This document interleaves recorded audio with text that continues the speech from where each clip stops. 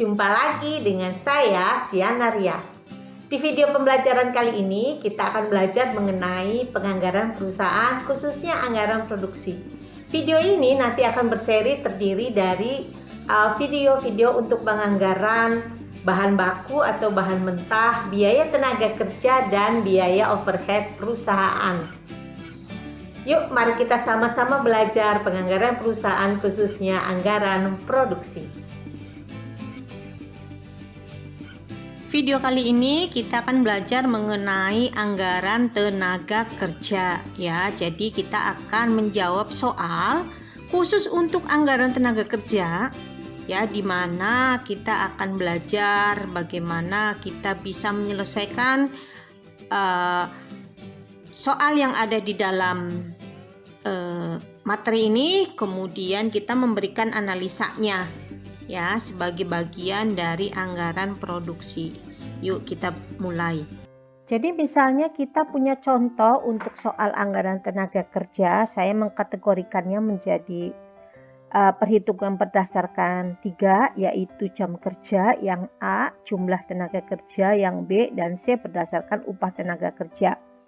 Ya, jadi ada sebuah perusahaan PT Terang Dunia, dia produsen meja. Tahun 2019 kemarin merencanakan memproduksi 3 jenis produk, yaitu MK1 10.000 ya untuk masing-masing produk, MM5 dan MB2 juga sama untuk tahun 2020 ke depan. Nah, setiap meja itu memerlukan untuk MK1 3 jam kerja langsung, MM5 4, MB2 butuh 5 jam kerja. Sedangkan untuk setiap pekerja ya yang langsung mengerjakan akan dibayar 3.000 per jam kerja langsung. Itu keterangan soal A ya. Kemudian yang soal B, perusahaan tersebut kemudian merencanakan bahwa mereka akan bekerja untuk karyawannya ini mengerjakan meja tersebut selama 278. Jadi bayangkan bahwa 1 tahun itu bukan 364 atau 65, karena ada biasanya Sabtu Minggu libur, kemudian ada cuti ya untuk karyawan, kemudian ada hari-hari besar, jadi dianggaplah 278. Sehingga di dalam setahun mereka kemudian menghitung gitu ya, untuk mengerjakan produksi meja tersebut membutuhkan 30 tenaga kerja, di mana 8 orang untuk mengerjakan MK1, 10 untuk MM5 dan 12 untuk MB2. Nah, setiap tenaga kerja akan dibayar 40.000 per hari. Sedangkan soal yang C ya, untuk menghasilkan tadi sama produksi di atas, setiap pekerja ya akan dibayar per unitnya.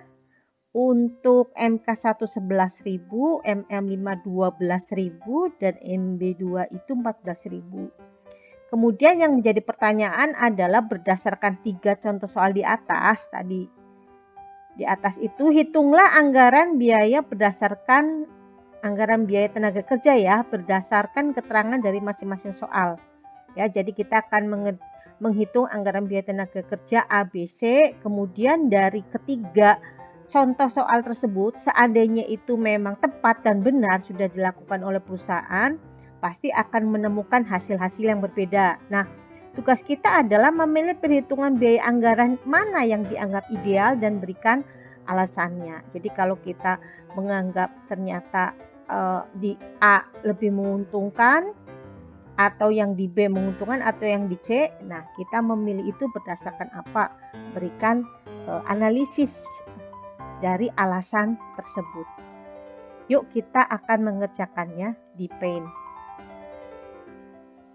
Kita akan mengerjakan soal bagian A. Jadi saya membuat report ya, metrik seperti ini supaya kita bisa membuat atau mengerjakan anggaran tenaga kerja ini berdasarkan jam kerja ya. Jadi kita perlu volume produksi, kemudian jam kerjanya per unitnya berapa dikalikan dengan volume produksi, kemudian kita menghitung tarif jam kerjanya, karena di sini yang kita dapatkan adalah data jam kerja ya, harga untuk masing-masing setiap jam kerjanya yang dianggap sama 3.000. Kemudian kita akan membuat anggaran tenaga kerjanya, yaitu per unit produknya. Kita tahu ya, kita bisa mengisi di sini volume produksinya semua sama 10.000 ya, sehingga kita taruh dulu supaya mudah. Kemudian kita masukkan pengerjaan setiap unit ya untuk MK1 tadi. Ini tadi keterangan untuk ini ya, produksinya semua 10.000 ya. Sehingga kita taruh di sini 10.000. Kemudian setiap unit MK1, ini tadi MK1 membutuhkan 3 jam, MM54 dan MB25, sehingga kita bisa tulis di sini ya. 3 kemudian 4, sehingga jam kerjanya menjadi volume produksi. Jadi kan untuk mengerjakan satu unit itu butuh 3 jam. Sehingga untuk mengerjakan total produksi itu kira-kira membutuhkan berapa jam kerja. Berarti volume produksi dikalikan dengan jam kerja per unit menjadi 10.000 kali 30.000 ya, dan seterusnya. Nah, selanjutnya kita akan menghitung biaya tenaga kerja ya. Nah, untuk menghitung anggaran tadi biaya tenaga kerja, kita menghitung tarif per jamnya. Nah, kebetulan tarif per jamnya ini diberlakukan sama. Ini adalah tarif per jamnya 3.000. Jadi angkanya semua sama ya. Kita pasang di sini 3.000. Jadi selanjutnya kita menghitung biaya tenaga kerja per unit ya. Jadi ini menghitungnya adalah dari total jam kerja ya. Total jam per unitnya dikalikan dengan tarif per jam. Jadi satu kali pengerjaan untuk meja MK1 itu diperlukan 3 jam ya, per jamnya 3.000, berarti 3 jam kali 3.000 ya, pengalinya di sini 9.000. Kemudian tadi 4 jam kali 30.000, 4 jam kali 3.000 menjadi 12.000. Sehingga hasilnya untuk biaya tenaga kerja adalah 9.000 ya. Kita hitung tadi 9.000 per unitnya tadi ya, per unit produknya. Jadi untuk mengerjakan satu itu kita butuh 9.000 dikalikan dengan volume produksi. Volume produksinya 10.000, sehingga ini ya, kalikan ke sini. 10.000 kali 9.000 menjadi 90 juta.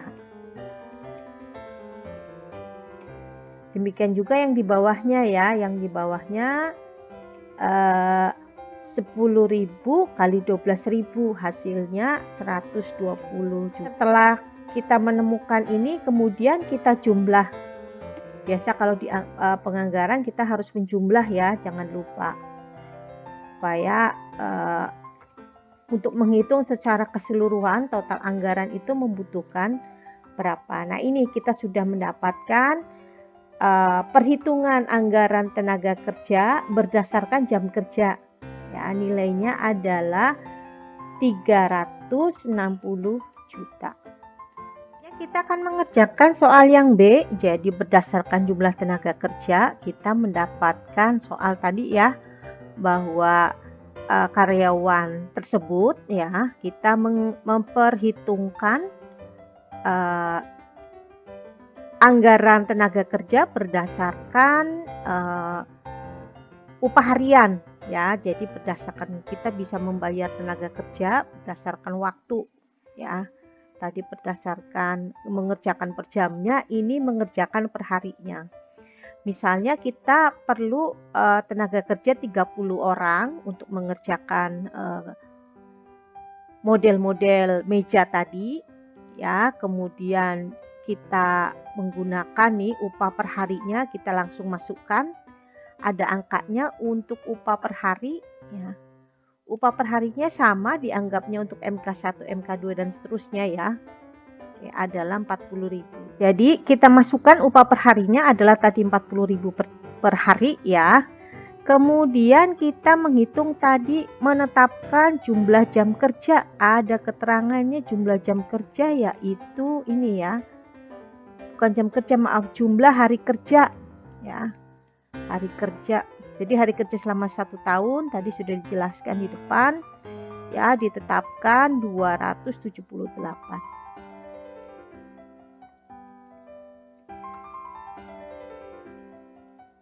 Sehingga kita masukkan sama ya, semua angkanya 278.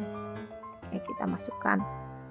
Kemudian kita masukkan jumlah tenaga kerja. Tadi ada tenaga kerja ya. Untuk yang MK1 ini, untuk MK1 ini, kemudian MB5 ini ya. Dan MB2 12. Jadi MB2 butuh orang lebih banyak ya. Kalau ditanya kenapa MB2 lebih banyak, padahal kan sama produksinya ya.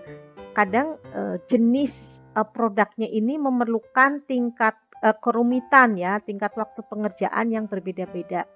Ya, contohlah kita ambil seperti itu. Jadi untuk MK1 cukup 8, MK2 itu perlu 10, MM5 itu perlu 10 dan MB2 itu perlu 12. Sehingga kita masukkan jumlah tenaga kerja yang di sini yaitu sini kita pasang 8 orang.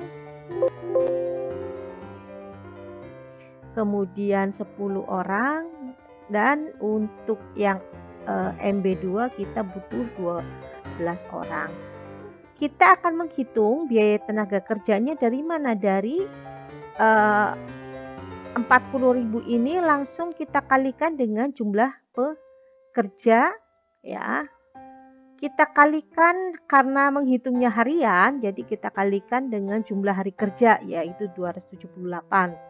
Sehingga upah harian dikalikan total hari kerja dikalikan dengan jumlah pekerja. Itulah anggaran untuk biaya tenaga kerja kita. 40.000 kali 278 kali 8 hasilnya adalah, saya hitungkan, 88.960.000 rupiah. Adalah 40.000 kali 278 kali 10, 111.200.000.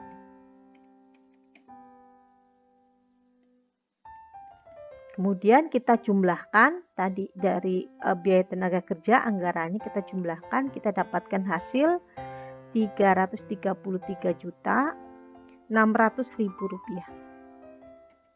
Jadi kalau kita menghitung anggaran tenaga kerja ya berdasarkan jumlahnya, maka ketemulah hasilnya adalah ini 333. Ya, lebih kecil dari yang pertama. Nanti kita perbandingkan. Kita akan mengerjakan bagian yang C, yaitu berdasarkan menghitung upah tenaga kerja per unit produk ya. Jadi ya anggap sajalah ini perusahaannya sudah memperhitungkan per unitnya dengan tingkat kesulitannya itu. Untuk MK1 itu perlu kita membayarnya 11.000 per unit, kemudian untuk M5 12.000 dan untuk MB2 adalah 14.000, sehingga bisa kita langsung masukkan di sini angkanya ya, 11.000 kemudian 12.000. Nah, karena selanjutnya kita masukkan volume produksi, karena semua produksinya sama 10.000, kita masukkan saja ya. Sehingga biaya tenaga kerjanya mudah ya, tinggal kita kalikan 11.000 11.000 per unit kali volume produksi 10.000 ya. Hasilnya adalah kita pasang di sini. 11.000 kali 10.000 pas mudah ya, 110.000. 110 juta. Nah, sama dengan 110 tambah 120 tambah 360. 140. 370 juta. Barangkali dari ketiga soal ini, inilah yang kita menghitung anggaran tenaga kerja yang paling tinggi ya nilainya, A maupun bagian B. Ya, dia yang paling tinggi. Apakah akan kita pilih atau akan kita skip? Ya, nanti kita akan lanjut ke alasan pemilihan bagian A, B, C yang mana yang akan kita pilih. Ya, tadi kita sudah mengerjakan 3 soal tadi ya, berdasarkan tarif jam kerja, kemudian berdasarkan jumlah jam kerja, poin A, kemudian poin B, dan poin C. Dapatlah hasil sebagai berikut ya. Untuk berdasarkan tarif jam kerja didapatkan 36 juta ya. Untuk berdasarkan jumlah tenaga kerja, jadi kita menghitungnya harian ya, tenaga kerja, atau kita anggap sebagai upah harian ya, atau kita menghitungnya berdasarkan unit. Ya, kalau berdasarkan upah harian kita menemukan nilainya adalah 33 juta ya, lebih kecil dari 36 juta. Kemudian berdasarkan pengerjaan per unit ya adalah 370. Maka manakah yang akan kita anggaran tenaga kerja yang akan kita gunakan ya? Kita bisa menggunakan yang A, B, atau C ya. Jadi kalau untuk orang keuangan pasti akan memilih yang paling rendah ya, yang paling rendah, karena untuk biaya selalu dipilih yang terendah ya, yang paling kecil supaya mendapatkan margin yang lebih besar ya, karena lumayan ini selisihnya untuk tenaga kerja yang B, yang harian, dengan kalau kita menghitung per unit ya, selisihnya sekitar 40-an ya, 40 jutaan. Kalau antara yang A dengan yang C selisihnya sekitar 10. Nah, tadi saya ceritakan untuk orang finance mungkin akan memilih yang ini ya, 33. Tetapi kalau untuk manajemen mungkin bisa saja pertimbangannya bukan hanya tadi yang paling kecil nilainya ya, yang terendah, tetapi ada perhitungan lain gitu yang kita mungkin berikan kepada karyawan kita. Kalau seandainya memperhitungkan berdasarkan jumlah harian tenaga kerja harian ya, kita akan menghitung juga apakah mereka loyal kalau menghitung secara harian. Tapi apabila kita menghitung yang C ya, berarti per unit kita bicaranya target ya, target produksi, sehingga setiap orang pasti akan mendapatkan nilai yang lebih besar karena yang jelas jumlahnya lebih besar ya. Kalau yang dia berdasarkan per jam selisihnya lebih sedikit ya, tetapi bisa saja kita menggunakan per jam ya. Jadi dikembalikan lagi kepada keputusan manajemen mana yang terbaik dalam menetapkan anggaran tenaga kerja, karena tidak hanya faktor keuangan saja yang dipikirkan, tetapi masing-masing perhitungan ini memiliki kelebihan dan kekurangan masing-masing ya. Seperti kita memperhitungkan tarif berdasarkan jam kerja ataupun tarif harian, atau mau berdasarkan unit target